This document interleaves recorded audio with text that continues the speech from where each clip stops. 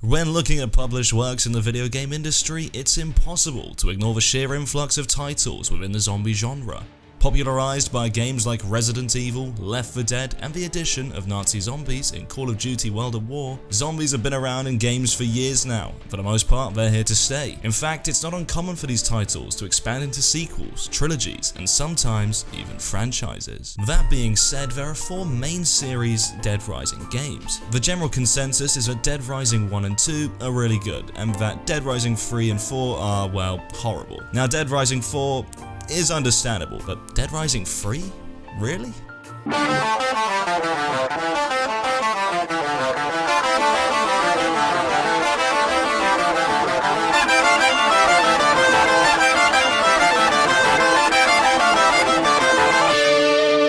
Developed by Capcom Vancouver and published by Microsoft Studios, Dead Rising 3 was released as an exclusive launch title alongside the Xbox One at the time, where the Xbox versus PlayStation console war was in full swing. The stigma attached to launch titles, especially exclusive launch titles, simply put, is that they're half-baked. Looking back at some of these titles, Dead Rising 3 included, you can see how the sentiment is somewhat valid, as a lot of these games have all these bells and whistles, but tend to feel barren where it should really count. Now obviously the notion that everybody hates Dead Rising 3 is an exaggeration, but you don't have to search far to find some pretty brutal criticism about it. Interestingly, a lot of condemnation towards this game is valid, yet the conclusion that it's a bad game is unfair, because despite the objective shortcomings that this game delivered, it's still really fun. Dead Rising 3 sort of strayed away from the foundation that its predecessors set, incorporating a larger open world environment outside of a shopping mall setting,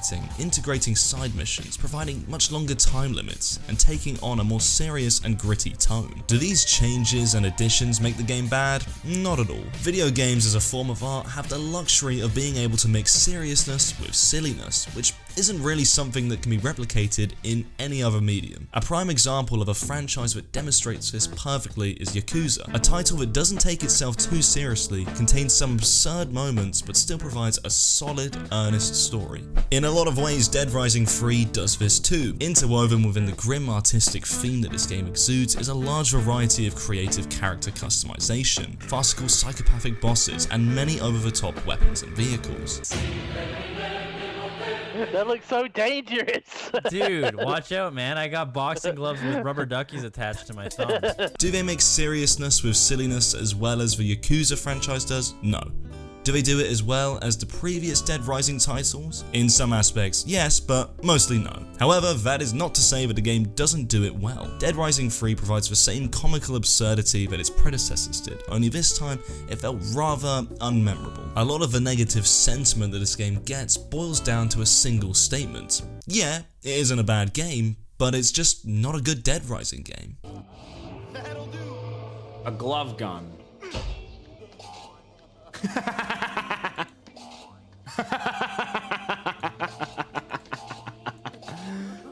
This game's great. Considering that this is the 3rd edition to an established franchise, it's only fair to compare and contrast each game to one another. However, a game's pros and cons should be indicative of the game and the game alone, rather than why it's different from other titles in the franchise. It's why no one really says that Call of Duty Ghosts is bad because you can't play Nuketown. You don't have to play the first 2 games in order to understand what's happening in the 3rd game, but playing Dead Rising 3 under the impression that it doesn't measure up to its predecessors is only going to limit your experience. So let's do it. Let's review Dead Rising 3 without comparing it to its predecessors, and by the end of this video, hopefully we'll have fostered an appreciation for the title that you hadn't considered before.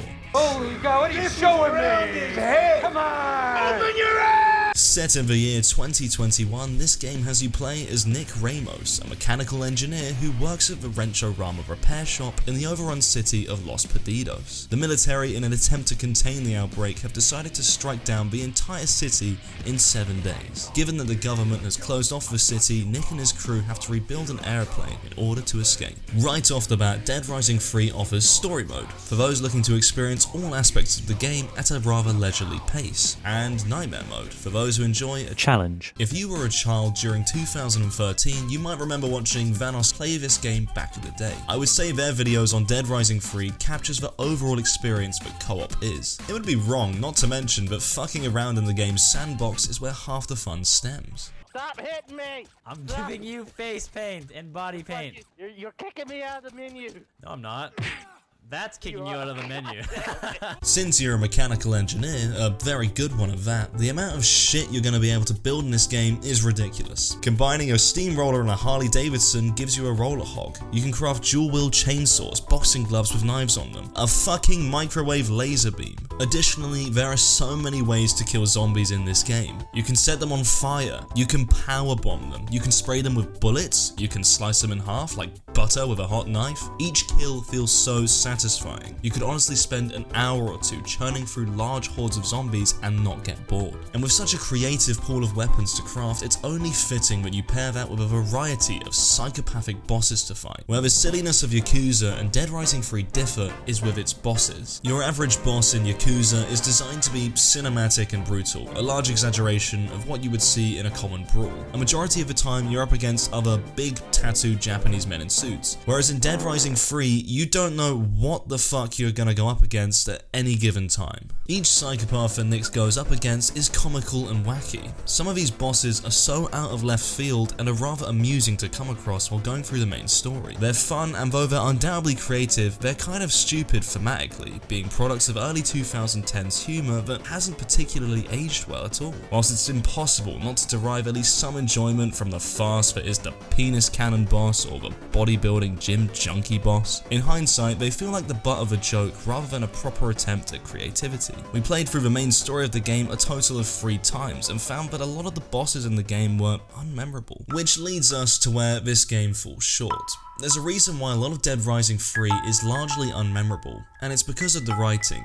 The writing and narrative of Dead Rising 3 is an utter mess. The characters are, for the most part, incredibly one-dimensional, undergoing no real development throughout the story. I like Nick Ramos. He's compassionate, courageous, and possesses a strong moral compass. But that's it. That's all there is to his character. Nothing changes, and that's an issue that's persistent with every single character in the game. Additionally, in Nick's crew of survivors, you have a wide variety of characters who on paper should be very likable, but aren't particularly memorable whatsoever. You've got Avril Lavigne, Player 2, Fat Fuck, Black Stereotype, Latino Astronaut, and Rhonda.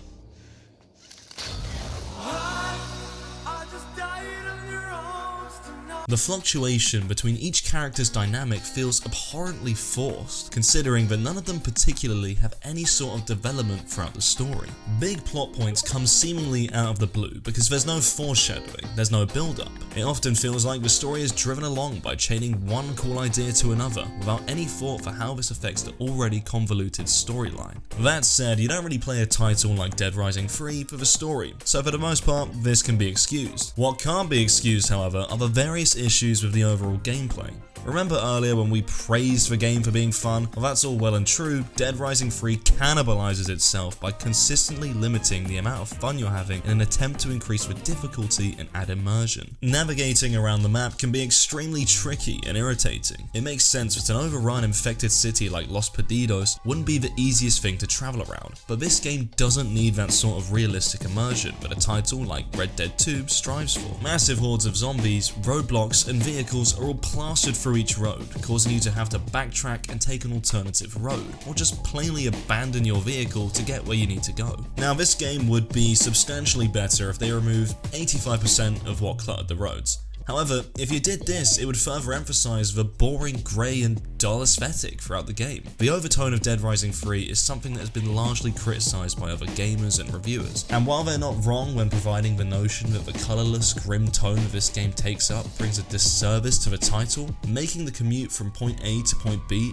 longer in an attempt to de-emphasize the obvious is the incorrect way to go about it. Quest markers become very hard to follow, as you never know whether you'll have to take an alternative route to make way for one of these god-awful roadblocks. That, and all the roads are windy, so oftentimes you need to turn left to go right, or turn right to continue going straight, something the quest markers don't pick up. Furthermore, the game is clunky, like very clunky. You can cut it some slack as it's more than 10 years old, however, it's impossible to ignore that running around can feel like you're overloaded in Elden Ring. While it didn't take away from the overall experience, this may be a turn off for new players.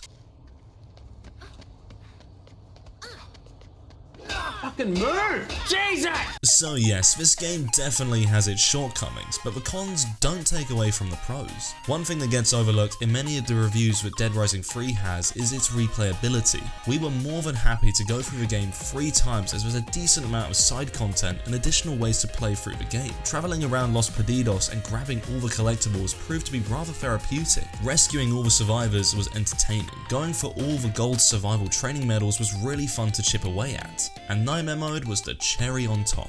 There's also a few hours worth of DLC content, but we found them to be rather straightforward and boring. You're not really missing out on much by avoiding it. Dead Rising 3 contains objectively some pretty bad faults, but the fun that the game provides severely overshadows said faults. Who cares if the story is rubbish? Who cares that it feels clunky? That's all irrelevant if the game is engaging. If it's not fun, why bother?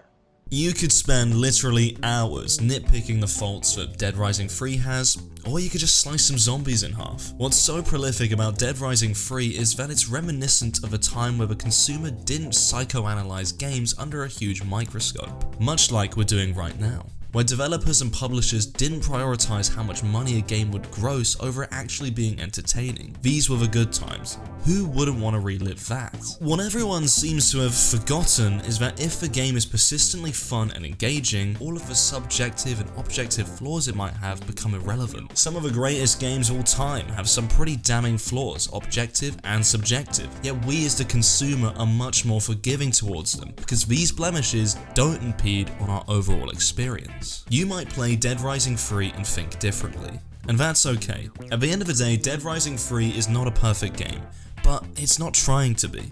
What it's trying to do, however, is something that the majority of AAA titles and studios are neglecting to do nowadays. Something that brings us back to the bare necessities of gaming. Put simply, it's just trying to entertain you. You gotta fucking applaud that. Your eyes staring into my eyes. Who am I but a guy with 2 eyes on the prize? And the prize in my eyes is 10 times the surprise in your eyes as I kiss you goodnight. Your smile is the fire.